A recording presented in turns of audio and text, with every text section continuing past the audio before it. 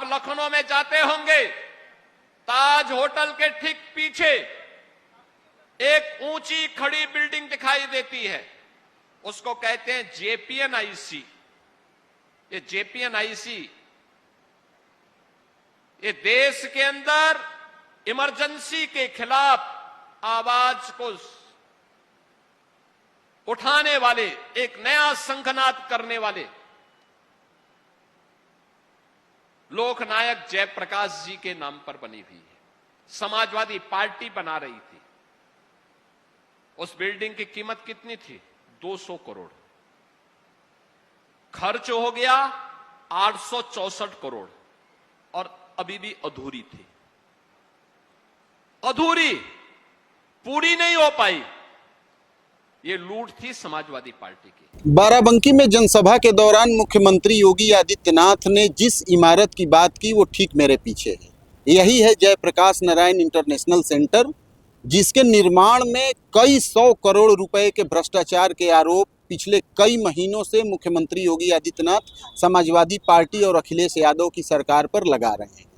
इस बिल्डिंग का निर्माण 2013 में अखिलेश यादव के मुख्यमंत्रित्व काल में शुरू हुआ और 2016 के बाद 2017 में जब भारतीय जनता पार्टी की प्रदेश में सरकार बनी तो इस बिल्डिंग पर ताला लग गया।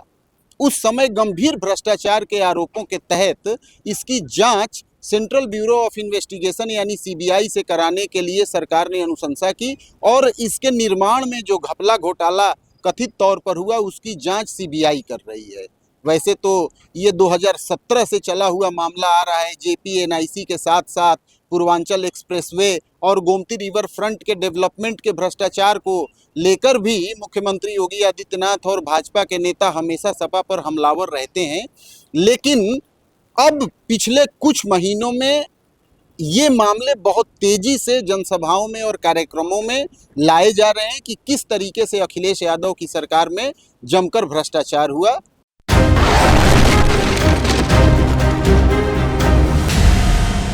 नमस्कार, आप देख रहे हैं बोले भारत। मैं मनीष कुमार, यूपी की बात मनीष के साथ में आपका बहुत स्वागत करता हूं। गोमती नगर में लगभग 70,000 स्क्वायर फीट से ज़्यादा की ज़मीन पर बिल्कुल गोमती नदी के किनारे जयप्रकाश नारायण इंटरनेशनल सेंटर का उद्घाटन 2016 में होना था, लेकिन कुछ पैसों की और ज़रूरत के कारण इसका निर्माण मुकम्मल नहीं हो सका।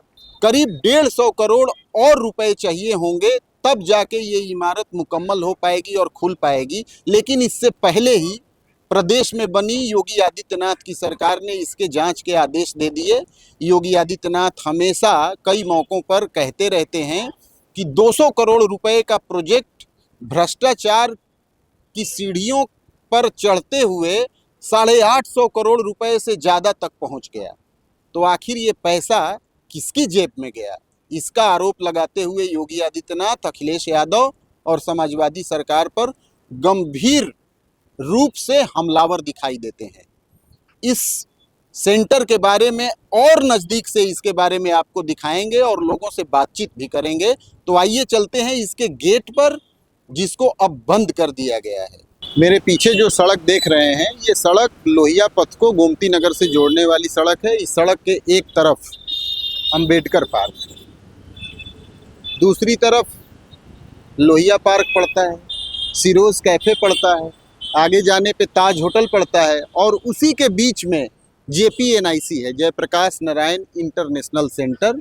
जेपीएनआईसी का यही मुख्य गेट है और आप देख रहे होंगे कि लोहे की चादरों और ईंट की दीवार से इसे बंद कर दिया गया है। यहाँ जैसे तमाम सेंटर्स के गेट होते हैं वैसा एक गेट भी है, लेकिन 2024 में इसको बंद कर दिया गया।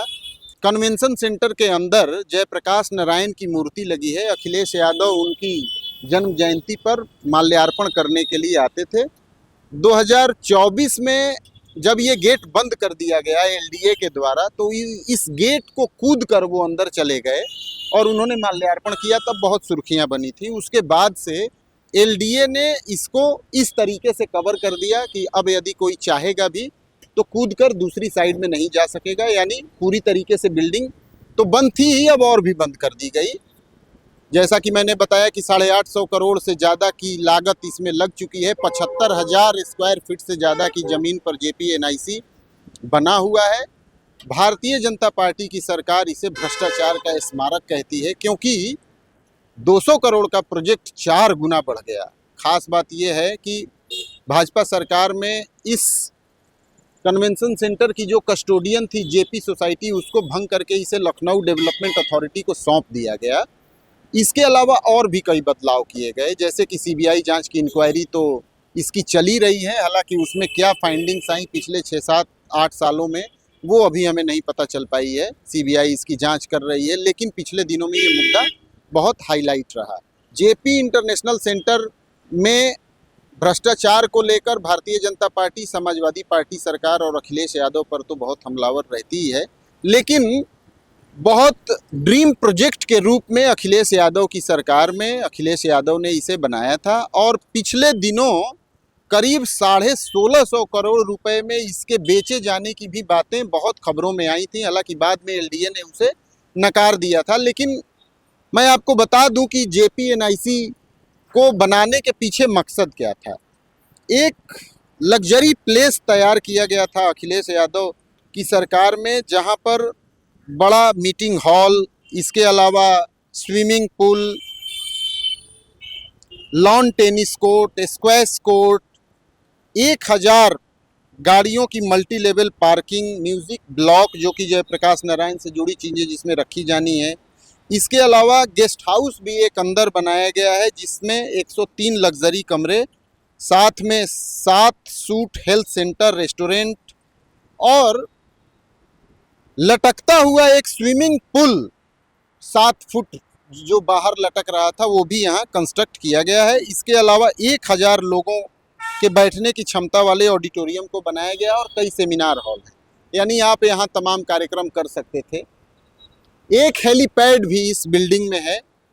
देखिए ये जो गोल दिख रहा है ये हेलीपैड है जेपीएनआईसी का, जिससे कि कभी किसी वीआईपी को आना हुआ या किसी मुश्किल स्थिति में यहाँ से लोगों को रेस्क्यू करना पड़ा, बाहर निकालना पड़ा, तो उस हेलीपैड का इस्तेमाल किया जाएगा। इसके अलावा एक रिवॉल्विंग रेस्टोरेंट भी बनाया गया है। 2016-17 से ये बिल्डिंग बंद है, तो इसमें जितना भी साजो सामान लगाया गया होगा जाहिर तौर पर उनको नुकसान ही हो रहा होगा, क्योंकि बंद मकान की तो उम्र कम ही होती रहती है। अब इस मामले में सेंट्रल ब्यूरो ऑफ इन्वेस्टिगेशन यानी सीबीआई को आगे पहल करनी है कि उसने अब तक की जांच में क्या पाया है।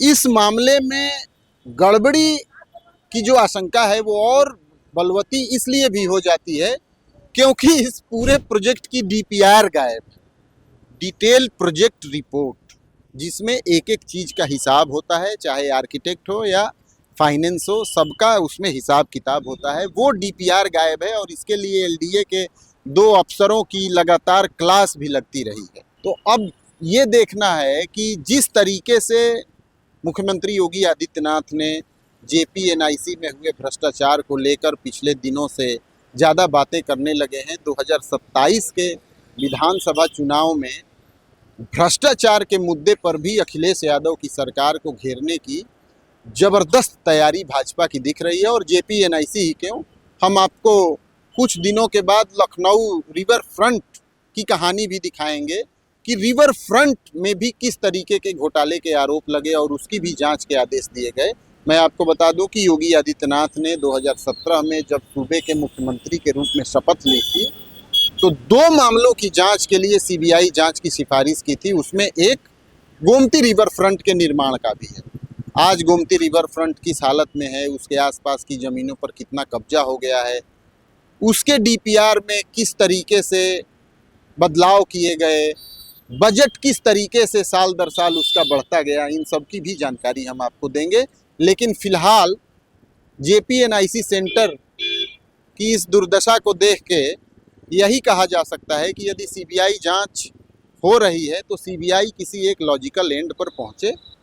और भाजपा सरकार से भी यही उम्मीद की जाती है कि समय बीतने के साथ साथ चाहे इसमें 850 करोड़ रुपए खर्च हो गए हों, बहुत भ्रष्टाचार हुआ हो, लेकिन जितने भी पैसे से ये इमारत बनाई गई वो जनता का पैसा है, तो किसी लॉजिकल एंड पर ये मामला पहुंचे और इस बिल्डिंग को जांच के बाद दोषी लोगों पर कार्रवाई करके कम से कम पब्लिक को सुपुर्द किया जाए, जिससे कि इस निर्माण का कुछ लाभ जनता को भी मिल सके और इस मामले में जितने भी दोषी हैं उन पर कड़ी कार्रवाई हो सके। आप इस एपिसोड में मेरे साथ बने रहे, इसके लिए आपका बहुत धन्यवाद। अब मुझे और मेरे कैमरा पर्सन रमेश जी को दीजिए इजाज़त। हम एक और एपिसोड में आपके साथ होंगे। नमस्कार।